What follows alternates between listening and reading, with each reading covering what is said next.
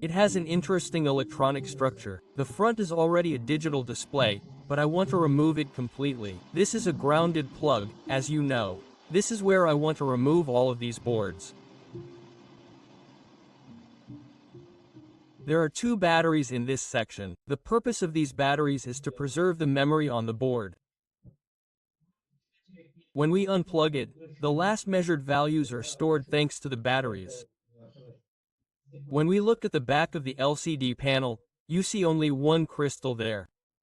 On the other side, the 220 volts coming from the socket passes through the JOT resistor and then through the diodes to be rectified. It's filtered through the 2-2's capacitor and then through the resistor to the Zener diode. Our voltage passes through the Zener diode to the other side of the board. Here, you see two capacitors, a transistor, and a crystal.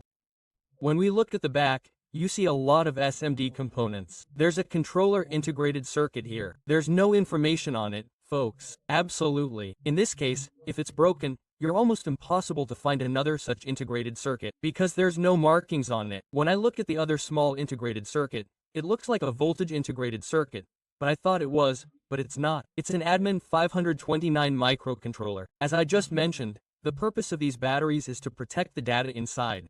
When we unplug it, the data stored inside the ADIC is preserved thanks to these batteries. There are numerous components like transistors, SMD capacitors, and so on. In short, this is the inside of our device, folks. Now, let's wrap this up. Let's move on to other videos. First, we'll test the 3D printer, soldering iron, and other components in my workshop. We'll see how much electricity they consume. Then we'll look at plasma TVs, LED TVs, and monitors. We'll also do a couple of 3 in the kitchen. I'm going to make a nice series, folks.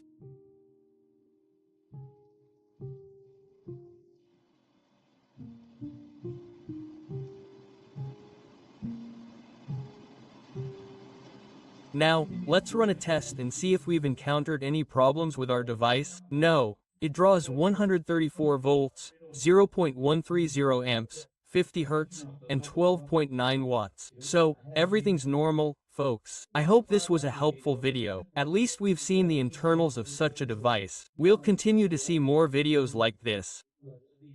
If you'd like to watch more, you can follow our channel. Farewell. Farewell. We hope to see you again in healthy and profitable times.